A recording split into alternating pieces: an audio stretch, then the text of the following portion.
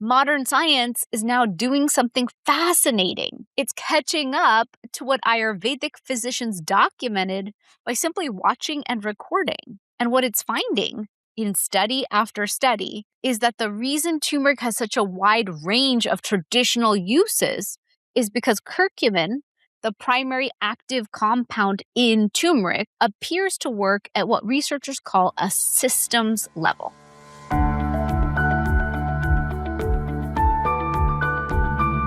I want to start this episode with something I've never said quite this directly on a podcast.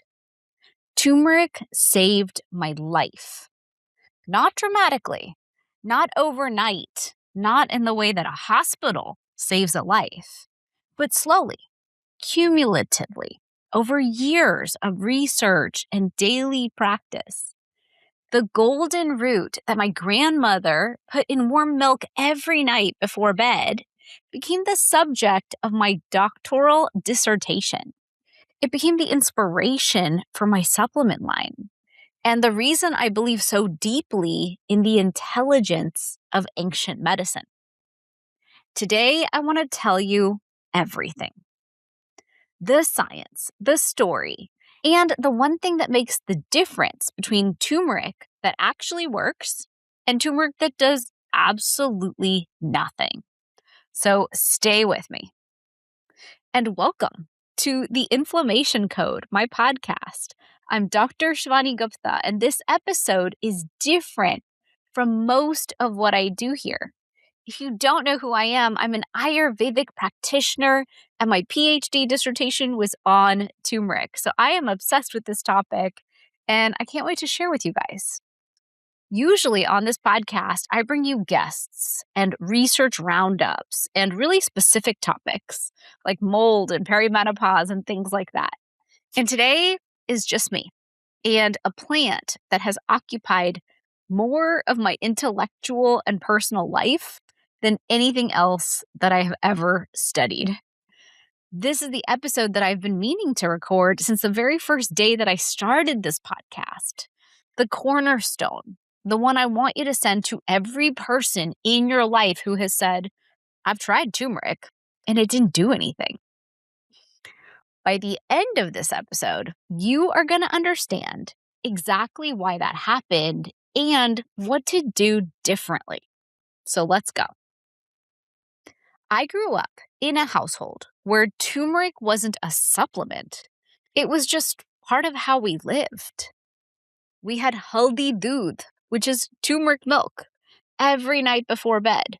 When anyone got sick, when someone had an injury, when the seasonal shift came and bodies started to feel heavy or a little sick, my grandma just made haldi doodh.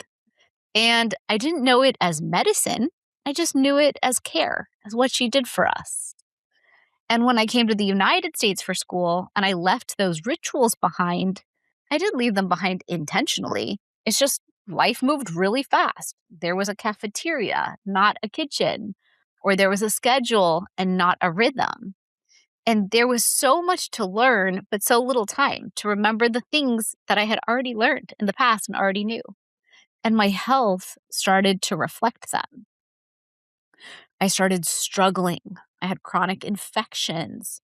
I had joint pain that nobody could really explain, or a fatigue that sat underneath everything. Not the kind that sleep fixes, but really that kind that tells you something is not quite right in this system. I got sick so often, and I went to doctors, many of them. And the Western answer was consistently, nothing is wrong. Here's a medication or an antibiotic to help you get better or manage your symptoms. But neither answer was really satisfying to me because I knew intuitively, in the way that only comes from having grown up in your own grandmother's kitchen and having her see it, make it function like a pharmacy, that there was something being missed here. There's something that wasn't quite enough when it came to my health. So I went looking. And I found my way back to what I had been raised with. I started studying this system in depth in India through immersion, through books, through programs. And eventually I realized I need to formalize it. So I pursued my master's in Ayurvedic sciences. And that's where everything changed.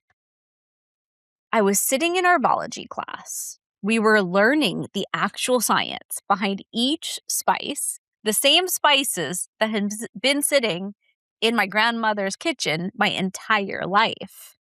And something just clicked. These aren't just ingredients, I thought. These are superfoods.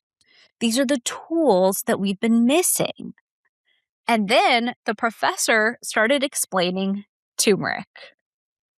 And my brain exploded. Because as he laid out what this one root does in the body, pathway after pathway, system after system, I sat there thinking, this is nuts. How is all of Western medicine not telling us to use turmeric for nearly everything? How is this not on every doctor's lips?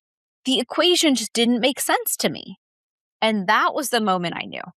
I need to study this more. I need to go deeper than a class, deeper than my master's. And my professor saw it in me. He looked at me and said, do a PhD on it and go deep. So I did. I spent years studying curcumin's bioavailability, the behavior in the body that turmeric has, the way it interacts with inflammatory pathways, why it worked so dramatically in traditional Ayurvedic medicine, and why it seemed to produce so little in the supplement aisle. And that question, why doesn't it work the same way, became my life's work. And the answer to that question is what I want to spend the majority of this episode on today. Because once you understand it, then everything changes. And so let me give you the foundation. Turmeric, the plant, is called Curcuma longa, and it's a flowering plant. It's in the ginger family. It's native to South Asia. The root, which is what botanists call the rhizome, is what gets dried and ground into the golden powder that you recognize as turmeric or turmeric. And in Ayurveda, turmeric has been used for over 5,000 years. 5,000. Let that land for a moment. The ancient Ayurvedic texts describe it as one of the most versatile and powerful herbs in the entire pharmacy of plants, used for our digestive health, used for skin conditions, wound healing, immune support, and what we would now recognize as inflammatory conditions. And this wasn't just a trend. This was a clinical observation that accumulated across thousands of years of practice. Modern science is now doing something fascinating. It's catching up to what Ayurvedic physicians documented by simply watching and recording. And what it's finding in study after study is that the reason turmeric has such a wide range of traditional uses is because curcumin, the primary active compound in turmeric, appears to work at what researchers call a systems level. Let me explain what I mean by that. Most pharmaceutical compounds are designed to hit one specific target, one pathway, one receptor, one mechanism. But curcumin doesn't work that way.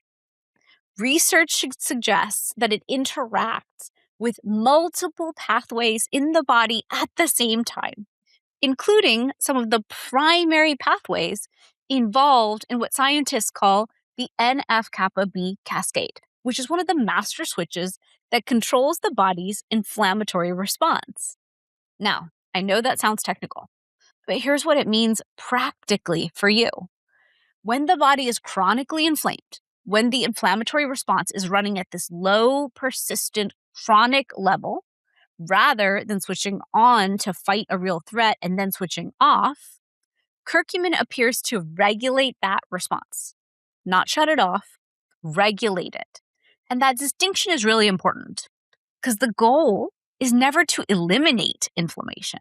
Inflammation is protective, it's necessary. The goal is to support the body's ability to control it, to turn it on when it's needed, and to turn it off when the threat has passed. That's what 5,000 years of Ayurvedic observation identified. And that's what the modern research is now measuring. And that's what makes turmeric genuinely unlike almost anything else that I've studied. It's so unique in how it responds in the body. Now, we get to the part that I think is the most important thing I can share with you today. And it's the thing that the supplement industry almost never talks about clearly. Here is the problem with turmeric. Curcumin has notoriously poor bioavailability. That's a big word, so let me explain it.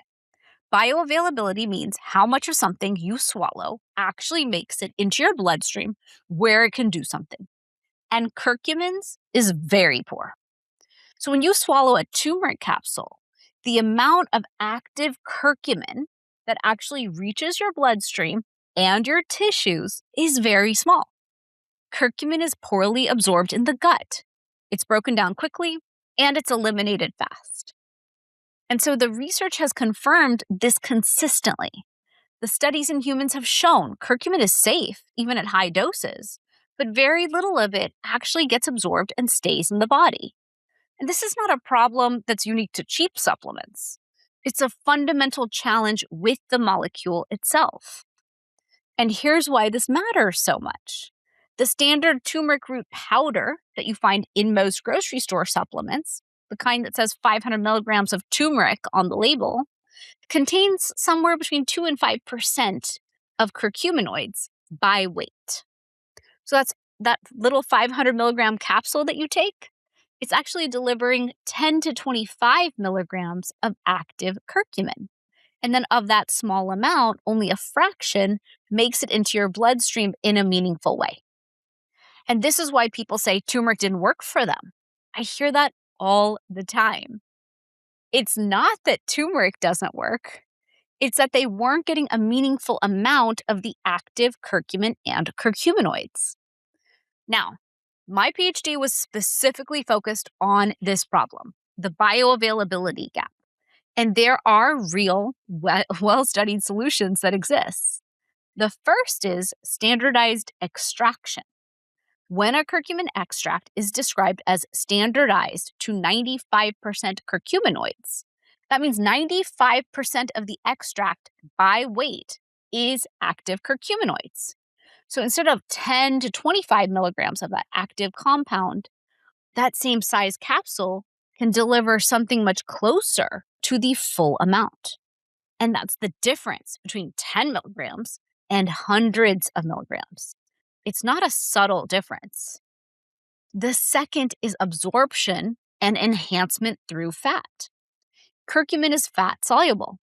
That means it absorbs significantly better when taken with dietary fat. Taking your turmeric with a meal that contains healthy fat like eggs, avocado, olive oil will make a meaningful difference in how much actually reaches your bloodstream. And when formulating, I was really particular. I didn't want to ever have an issue with rancidity. And we know that when we formulate with healthy fats and ship them and all these different issues, sometimes these things go rancid. And so instead of putting it in a formulation, I said, take it with a meal. That is safer for you. I don't want to have oxidized fats that are causing inflammation and really negating the benefits of what I'm creating. And then the third is piperine. So black pepper extract. And piperine is the active compound in black pepper. Research has shown that combining piperine with curcumin can significantly increase how much curcumin enters your bloodstream. It increases the absorption by 2,000%. And so this is actually something that Ayurvedic tradition knew intuitively. Turmeric and black pepper have been used together in traditional cooking and medicine for thousands of years. We're now understanding the biochemical reason why. And the fourth reason is synergy. This is the piece I find most exciting from an Ayurvedic perspective. Turmeric doesn't work in isolation in traditional medicine. It works in combination with ginger, with other herbs that amplify its absorption, with the complete context of the daily food and lifestyle practices that Ayurveda prescribes. Modern pharmacology is now beginning to study these combinations, and the results are consistent with what the Ayurvedic tradition documented by observation. Certain herb combinations produce effects that none of the individual herbs can produce alone. That is synergy. And this is why the formulation matters as much as the ingredient. A well-sourced, well-formulated, properly absorbed curcumin supplement is a completely different thing from generic turmeric root powder in a capsule. It's not different in degree. It's actually completely different in kind. And this is what I spent years studying. And this is why I want every person listening to understand this before they buy anything from anyone. Now, this raises a question I get all the time. Shivani, I put fresh turmeric in my smoothie every morning. I add it to my golden latte. Isn't that enough? I love this question. I have literally heard it thousands of times. And I want to answer it carefully because the answer is both yes and no. Fresh turmeric in your smoothie is wonderful. It's food. It's a beautiful anti-inflammatory addition to your day. And I never want to talk anyone out of it. But here's the honest truth about the numbers.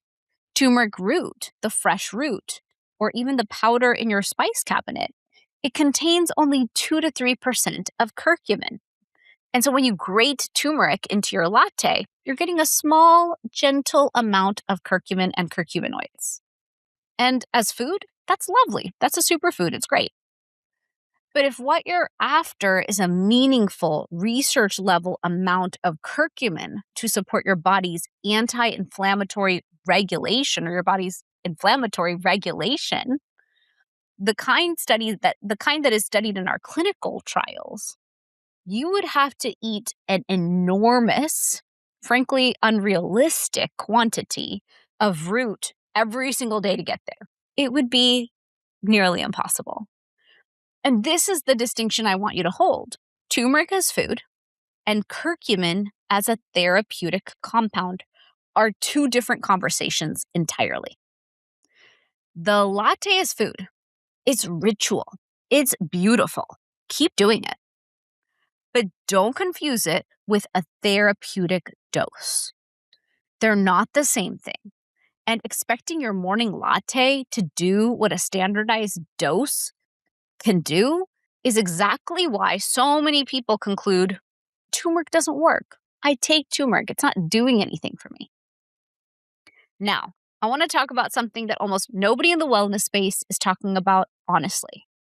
And as someone who built her life around this root, I feel a responsibility to say it clearly. Not all turmeric is safe. I need you to hear that because it's one of the most important things in this entire episode. Here's the problem. That gorgeous golden color that makes turmeric so beautiful, it's also the reason that turmeric gets adulterated. Across parts of South Asia, turmeric has been found contaminated with something called lead chromate. It's a bright yellow industrial pigment. Why? Because it makes dull, old, low-quality turmeric look more vibrant and golden. Brighter turmeric sells for more money. And so some processors will add an industrial lead-based pigment to fake that color. Lead in turmeric. Added on purpose to make it look prettier. And this isn't ancient history. Childhood lead poisoning cases in the United States have been traced back to contaminated turmeric. Multiple turmeric products have been recalled over the years for elevated lead levels, including recent recalls. So this is an ongoing problem. It's not a historical one. Now, here's the part that makes people gasp when I explain it. You might be thinking, okay, I'll just buy organic. Organic will protect me. It won't. And this is critical. Organic certification governs how a crop is grown, whether synthetic pesticides were used. It does not test for heavy metals. In independent testing, organic turmeric did not have consistently lower lead levels than conventional turmeric. Organic and lead-free are two completely different, separate questions. One does not guarantee the other. And cooking doesn't remove lead. Heat doesn't touch it. It accumulates in your body over time. And it's especially dangerous for pregnant women and children. So what do you actually do? You look for one thing: third-party testing for heavy metals. A trustworthy turmeric company tests every batch through an independent lab and will show you those results. If a company can't or won't tell you their heavy metal testing results, that silence is your answer. That is exactly why, when I built my own formulations and formulated turmeric gold, third-party testing wasn't a marketing feature. It was the entire foundation, because I could not, in good conscience, put my name on something that I hadn't verified was clean. Not just effective, but clean. And when you choose a turmeric product, you're not just asking, will this work? You're asking, is this safe? And you deserve to know the answer to both. Now, let me talk about safety of a different kind, because this matters just as much. More is not better with curcumin. And there are people who should be cautious or should talk to their doctor before taking a concentrated curcumin supplement at all. Let me walk you through who. If you take blood thinners, curcumin can affect how your blood clots. This is something to discuss with your doctor before adding a concentrated supplement. If you have gallbladder issues or bile duct problems, curcumin stimulates the gallbladder, which is wonderful for most people's digestion, but not if you have an obstruction. So talk to your doctor. If you're preparing for surgery, most surgeons will ask you to stop your supplements like curcumin a week or two or a couple weeks beforehand. Again, because of its effect on clotting. So be aware, pre and post surgery, you have to be careful. And if you're pregnant, turmeric as a spice in food is generally considered fine, but concentrated therapeutic doses are a different thing. So check with your provider. And if you take iron supplements or manage low iron, be aware that curcumin can interfere with iron absorption. So timing and spacing matters. I'm not telling you this to scare you off of turmeric. I've built my entire life around this root. But I'm telling you this because I want you to be smart. Be smart about what you're getting and how you're taking it and when you're taking it. It's important to follow the dose on a well-formulated product. Respect the root. That's the whole message. Now, one of the questions I get asked more than almost anything right now, more than joint pain, more than gut health, is about weight, and specifically about the GLP-1 medications. We know the brands out there, and everyone wants to know, Shivani, is there a natural way? And does turmeric have anything to do with this? So let me talk about it, because the answer is genuinely fascinating. And it's exactly the kind of place where ancient wisdom and modern science are actually shaking hands. First, let me explain what these medications actually do in plain language. GLP-1 stands for a hormone your body makes naturally. It's a hormone that helps regulate your blood sugar, your insulin, your appetite, and how fast your stomach empties. The medications everyone's talking about mimic this natural hormone, and that's why they reduce our appetite and affect blood sugar. But here's what most people don't realize. Your body makes GLP-1 on its own. You have this hormone right now. The question isn't whether you have it. It's whether your body is making and using it well. And this is where it gets interesting, because a lot of what disrupts your natural GLP-1 function comes down to the same thing this whole podcast is about: inflammation and gut health. When your gut microbiome is out of balance, when you're chronically inflamed, when your metabolism is dysregulated, your body's natural blood sugar and appetite signaling get disrupted. The system that's supposed to help you feel satisfied and keep your blood sugar stable stops working the way that it should. Now, here's where turmeric enters the conversation. Research has been looking at curcumin's role in metabolic health. Things like blood sugar regulation, insulin sensitivity, and the low-grade inflammation that sits underneath our metabolic dysfunction. And what the research suggests is that curcumin may help support the body's metabolic environment, not as a weight loss drug. Let me be very clear. Turmeric is not Ozempic, and I would never tell you that it is. But think about it this way. If disrupted blood sugar, insulin resistance, and chronic inflammation are part of what breaks your natural metabolic signaling, then supporting your body's inflammatory balance and metabolic health is working on the actual root, the terrain, the foundation. This is the Ayurvedic view in a nutshell. In Ayurveda, we don't chase the number on the scale. We ask, what is the state of your Agni, your digestive fire? What is the state of your gut? What is the state of your inflammation? Because when those are balanced, the body's own regulation, including its appetite and blood sugar signaling, has a chance to work the way that it was designed to. So here's how I want you to hold this. If you are taking a GLP-1 medication, I am not here to judge that. I know so many who are, and they are successful with it. That conversation is between you and your doctor. But even if you're on the medication, supporting your gut, your inflammation, and your metabolic health underneath it only helps. It's not either or. Why not support yourself even better for when you eventually come off of it? And if you're looking for a natural path, turmeric isn't a magic weight loss pill, and anyone who sells it to you that way is lying. But supporting your body's inflammatory and metabolic foundation consistently over time as part of a whole Ayurvedic lifestyle, that's not a shortcut. That is the actual work. And it's the work that lasts. I did a whole episode on GLP-1 and the natural approaches to metabolic health. I'll link it in the show notes if you want to go deeper. But I wanted you to understand where turmeric fits in the conversation that everyone is having right now.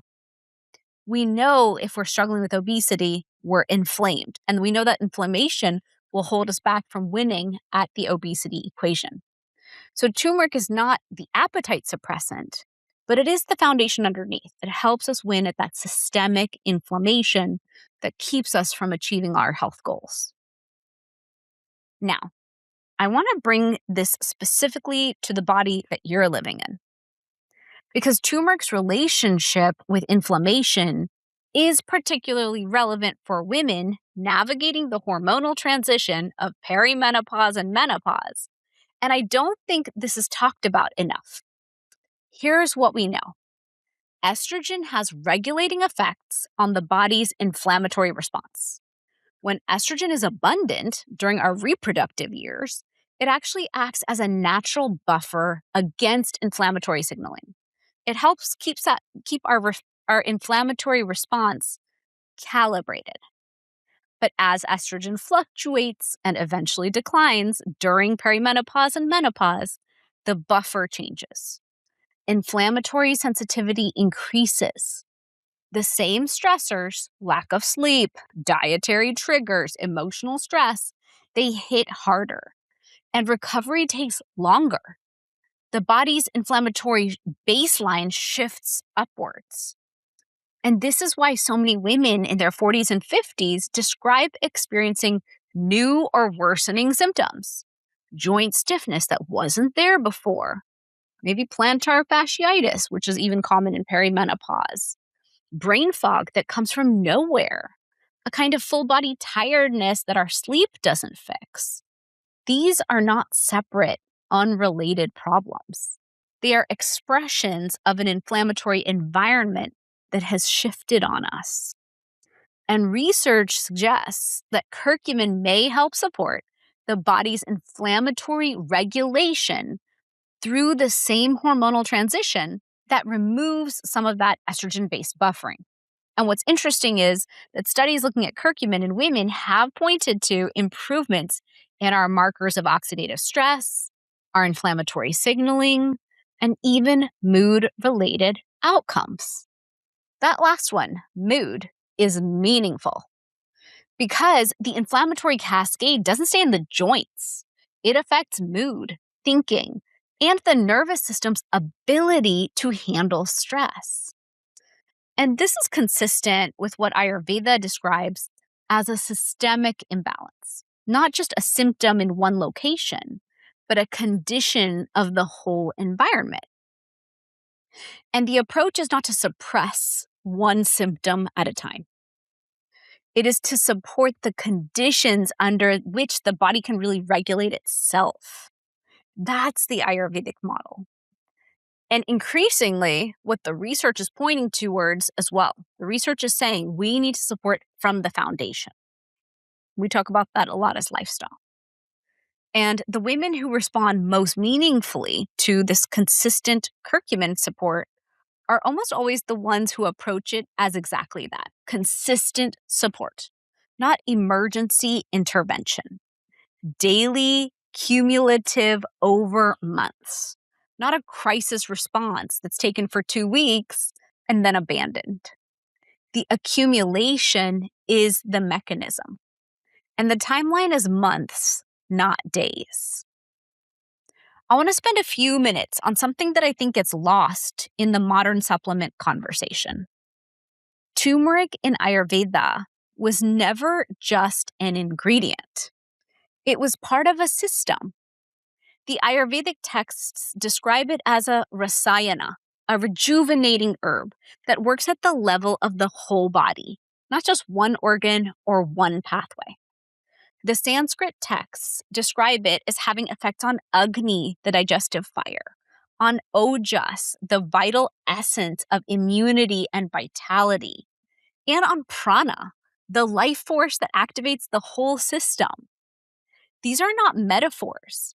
They are clinical observations made across generations of practitioners who were watching what happened to patients who consistently used turmeric as part of or as an integral part of their daily practice. What they observed, what got passed down in the texts, is consistent with what we are now measuring in our laboratories and publishing in the journals. Curcumin supports gut integrity. It interacts with the gut microbiome. It works on the immune response that originates in the gut. It crosses into circulation and interacts with pathways throughout the body. Gut integrity, immune regulation, whole body inflammatory support. This is exactly what the Ayurvedic text described as turmeric's domain, in different language, using a different framework, but describing the same thing. I find this deeply moving, not just intellectually satisfying, though it is that, but genuinely moving, because it means that my grandmother was right. Every bowl or every glass of haldi doodh she made was an act of clinical precision. She didn't know the NF-kappa B pathway. She didn't know about curcuminoids or bioavailability or standardized extraction. But she knew what happened to bodies that received turmeric consistently over time. And she knew what happened to bodies that didn't. That knowledge was passed down across generations of Ayurvedic observation. My PhD was, in many ways, just a very long effort to prove that she was right. And she was. Okay. Let me make this as practical as possible. If you want to use turmeric as part of your daily anti-inflammatory practice, here is what actually matters. First, source and standardization. Look for a product that specifies standardized to 95% curcuminoids, not turmeric root powder, not high-potency turmeric, standardized to 95% curcuminoids. That specification tells you what percentage of the extract is active compound. Without it, you don't know what you're taking.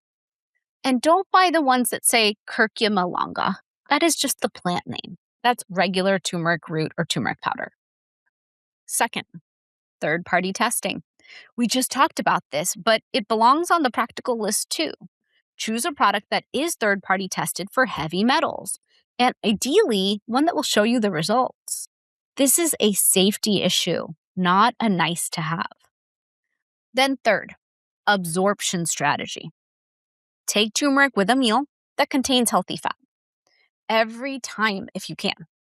Not because the meal makes it work better in some vague sense, but because curcumin is fat soluble, and fat in the meal will meaningfully increase how it actually reaches your tissues. So eggs, avocado, olive oil, nuts, any of these things work.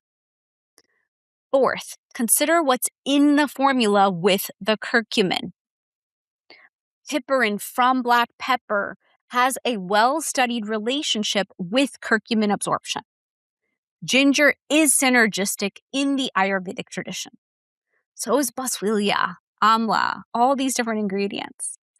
A formulation and a formula that has been designed with synergy in mind, thoughtfully and reasonably dosed, is different from a random pile of ingredients on a label made by someone who doesn't really understand turmeric in the first place. And fifth, dosing. Honestly, people always want a number. So let me give you a way to think about it rather than a prescription. Clinical research on curcumin has studied a wide range of daily amounts, often somewhere in the range of several hundred milligrams up to around a couple grams of curcumin a day, depending on the study and the formulation. The right amount for you depends on the specific product, its absorption, and your own health picture, which is a conversation for you and your practitioner. The point I want you to take away is this. It's not about taking the most. It's actually about taking a meaningful, well-absorbed amount consistently. More is not better. Consistent is better. And sixth, let's say consistency above everything. This is the most important one. Curcumin builds up in the system over time. The benefits are cumulative, not immediate. So taking turmeric for 2 weeks and then stopping is like exercising intensely for 2 weeks and expecting to be fit for life. The mechanism requires time and repetition. The women I watch experience the most meaningful, lasting change are consistently the ones who approach this as a daily ritual. The same time, the same meal, every day, rather than something they take here and there. Month 2 looks different from month 1. Month 3 looks different from month 2. By month 6, the new pattern, the new way you feel, becomes your baseline. And that is the timeline. And it cannot be rushed by taking more or taking it more urgently. It can only be honored by beginning and then continuing. Seventh, manage your expectations honestly. Curcumin is not a pharmaceutical with an instant effect. You will not take it tonight and feel dramatically different tomorrow morning. That is not what it does. And any product that promises otherwise is misrepresenting the research. What research does suggest is that consistently, curcumin, properly sourced, properly formulated, properly absorbed, and taken consistently over time may help support the body's inflammatory regulation in real, measurable ways. So those outcomes are documented in the research, and they are consistent with 4,000 years of Ayurvedic clinical observation. But they require patience and consistency and a formulation that's worthy of both. So I want to close where I started. My grandmother's haldi doodh. She didn't have a PhD. She didn't have a lab or a clinical trial or a peer-reviewed journal. She had observation. She had tradition. She had the accumulated wisdom of a lineage of women who watched what happened to bodies that were cared for with consistency and intention and these incredible herbs and spices. So when I sat down to write my doctoral dissertation, I was trying, formally, rigorously, scientifically, to answer a question she had already answered. Does it work? She knew it did. I spent years proving that she was right. What I want for you is simpler than either the PhD or the healthy dude, the turmeric latte. I want you to understand what you're working with when you choose to use turmeric as part of your daily practice. I want you to choose a formulation that deserves your consistency, one that's standardized, tested, and honest, built for purity, built for potency. I want you to give it enough time to show you what it can really do for you. And I want you to know that when you make that choice, you're participating in a tradition of care that's over 5,000 years old. Your grandmother probably knew it too. So here's the one thing I'll ask of you today. If this episode gave you something, send it to the person in your life who has said, I tried turmeric and it didn't work. I don't feel anything. Because now they'll understand exactly why and exactly what to do differently. That's it. That's the whole ask. Just pass it along to one person who needs to hear it. Links to everything I mentioned today, including my deeper episode on GLP-1 and metabolic health, are in the show notes. I'll see you next week on the Inflammation Code. For more information on this podcast, you can visit drshivani.com. Please always comment below with your thoughts, what you're doing for your health, and how I can support you. I always love to know what you in my community need from me. And you can always check me out on Instagram as @dr.shivanigupta to interact with me and ask questions. Thank you, everyone, for joining this week on the podcast. And I can't wait to see you till next week on the Inflammation Code podcast. Stay well.